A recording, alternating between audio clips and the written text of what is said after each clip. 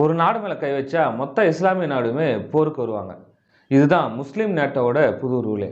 போன வாரம் பாகிஸ்தானோட பாதுகாப்பு அமைச்சர் கவஜா ஆசிப் வெளிப்படையாக ஒரு விஷயத்த சொன்னார். சவுதி அரேபியாவோட சேர்ந்து துருக்கி கத்தாரையும் சேர்த்து ஒரு பெரிய இராணுவ கூட்டணியை உருவாக்க போகிறோம்னு சொல்லியிருந்தார். இதுக்கு பேர் தான் இஸ்லாமிக் நேட்டோ. கேள்வி என்னன்னா, இதில் பாகிஸ்தான் இருந்தால் இந்தியாவுக்கு நேரடி ஆபத்தா? வாங்க தெளிவாக பார்க்கலாம். இது வெறும் வதந்தி கிடையாது. கடந்த செப்டம்பரில் சவுதி அரேபியாவும் பாகிஸ்தானும் ஒரு பாதுகாப்பு ஒப்பந்தத்தில் கையெழுத்து போட்டாங்க. அந்த ஒப்பந்தத்தோட முக்கியமான ரூல்ஸ் என்னென்னா, ஒரு நாடு மேலே தாக்குதல் நடந்தால் அது 2 நாடுகள் மேலே நடந்த தாக்குதலை தான் பார்க்கணும். அது அப்படியே அமெரிக்கா நேட்டோவோட ஆர்டிகல் 5 மாதிரியே இருக்குல்ல. இந்த இஸ்லாமிக் நேட்டோவை இன்னும் பெருசாக்குறதுக்கு ட்ரை பண்ணுது பாகிஸ்தான்.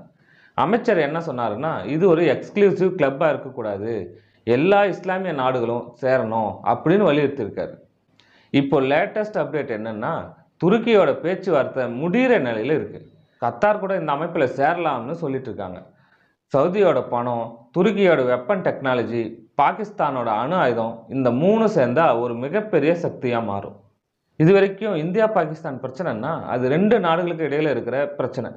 ஆனால் நாளைக்கு இதே முஸ்லீம் நேட்டோ வந்துட்டா பாகிஸ்தான் மேலே நாம் ஏதாவது நடவடிக்கை எடுத்தால் அது சவுதி துருக்கி மேலே எடுத்த நடவடிக்கையாக மாறிடும்.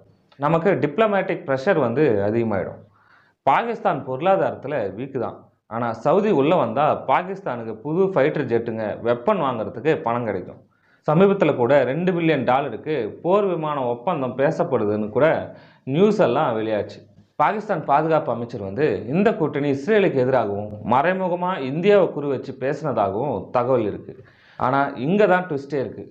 இந்த முஸ்லீம் நேட்டோ உண்மையிலே சாத்தியமா? சவுதி அரேபியா ஒருபோதும் இந்தியாவை பகைச்சிக்காது.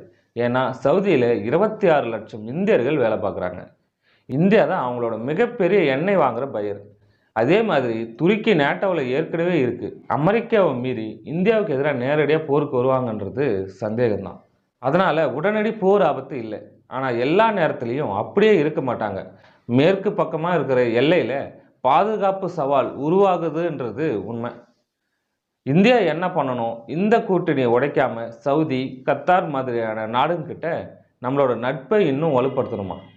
இந்த முஸ்லீம் நேட்டோ பற்றி நீங்கள் என்ன நினைக்கிறீங்க? இது வெறும் காகித கூட்டணியா இல்லை நிஜமாவே இந்தியாவுக்கு ஆபத்தா? கமெண்ட்டில் சொல்லுங்கள். மேலும் இது போன்ற தகவலுக்கு நம்ம சேனலை சப்ஸ்கிரைப் பண்ணுங்கள்.